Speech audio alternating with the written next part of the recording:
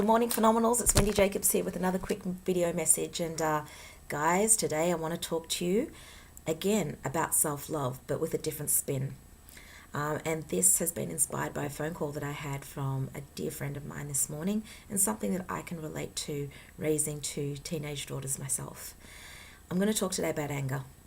Okay, I'm going to talk to you about the emotion of anger and how the hell this relates to self-love. Okay, well, many of us growing up were taught that there are certain emotions that are not good, not acceptable. We must not express them. We must hide them. We must shove them down because showing them is ugly, makes us a bad person, and it's just not desirable. Anger is one of those emotions. One of those emotions that has become so socially unacceptable. But I want to shed some light here because all our emotions serve a purpose, and anger, just like every other emotion, needs to be nurtured, it needs to be loved, and it needs to be understood. Anger is a signal. Anger is actually bringing our attention to something. When we are in a state of anger, we are actually in a state of resistance, which means that we're not in a positive state of love. We're closer to the end spectrum of fear. This is because for many of us, we feel as though our boundaries are about to be violated. We feel that we're under threat. And rather than dropping down to an even lower emotion, such as despair or disempowerment, we get angry. So anger is a good thing. Anger is actually a survival mechanism.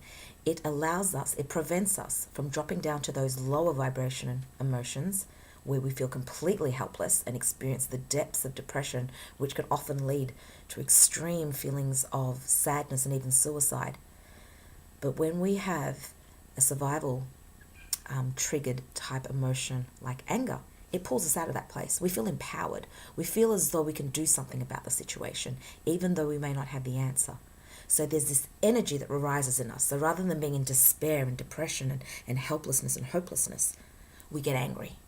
So I want you firstly to recognize that your anger is serving a great purpose. It is protecting you from lowercase emotions. It is energizing you and protecting you. But of course, there are things that you need to do here. We can't just live in an angry state, because living in an angry state puts us in a state of resistance. It puts us in a state of conflict with the people that we love and people that we care about and ourselves. We become disconnected from ourselves because for many of us, we've learnt that anger is a bad thing. So if I'm being angry, then I must be a bad person. I must be a bitch. I must be horrible, And so then this also can become the root of self-hatred. Instead, I want you guys to look at this differently. I want you to nurture your anger. I want you to pull it in close, because when we push something away, whether we look at ourselves and we say, I hate the fact that I'm feeling like this, and we push that away, that is fragmentation. That is separation. That is not self-love. That is not self-love. That is conditional love. That is saying, you know what, I only love myself when I feel good, and when I don't, I'm going to abandon myself. Similarly, we can have this experience for people that we love and care for. You may have parents or friends or lovers, people in your life that when you're angry, they push you away, they shut you out, they ignore you, they do not want to have a part of your behavior. And this is not because these are bad people. I promise you not, because a lot of these people are well-intentioned people that do love you. Where this stems from is that these people have learnt that anger is a bad thing. So when they see it arise in you, they don't want to see it. They want to push it away. They want to tell you, stop that. As parents, often we're like, no, don't do that. I don't want to see that. We shut that shit down. Yeah, because we want to see what we've been taught as good. We've misunderstood what anger really is. We've really misunderstood what anger is. Anger is a feeling of being under threat. Anger is a feeling or an empowered state that's keeping us out of despair, depression, helplessness.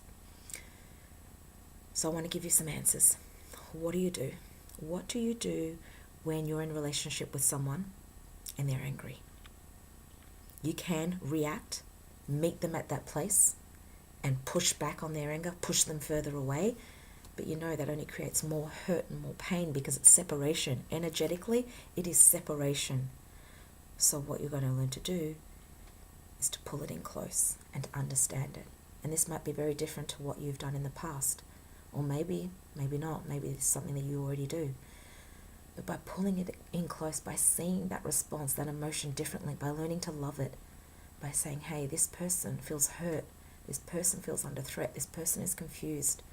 Let me pull it in close. Let me pull her in close. Let me pull him in close. And let me try and understand him. From this place, all you need to do, it sounds so simple but can be so challenging, is offer your presence. The state of presence is the state of absolute conditional love. The state of presence is being there completely with the person that's showing this anger, maybe even towards you, and not reacting to it, not taking it personally, not judging it, but understanding it. If you can take yourself to this place where you show understanding for anger and even love and compassion, I promise you that your relationships will transform. What you will find is the person that's showing the anger towards you will just melt.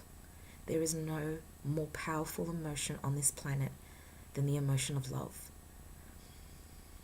Love truly does heal all things.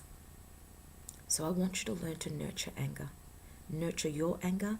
Nurture the anger of those in your life. Pull it in close. Be unconditionally present to it. And give it the love and the understanding that it deserves. Now, there's so much more to say about this topic. There truly is, and I want to help you guys out that are really struggling with this.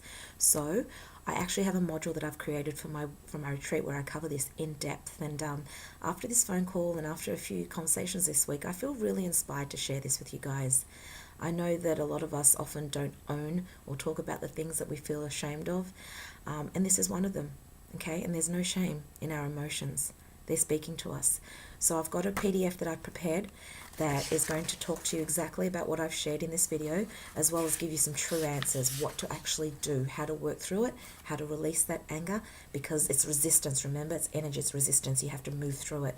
I've also included in this PDF some really powerful questions that help you get to the true root of your anger, because some of you may not even know what this anger is about. You're just being triggered.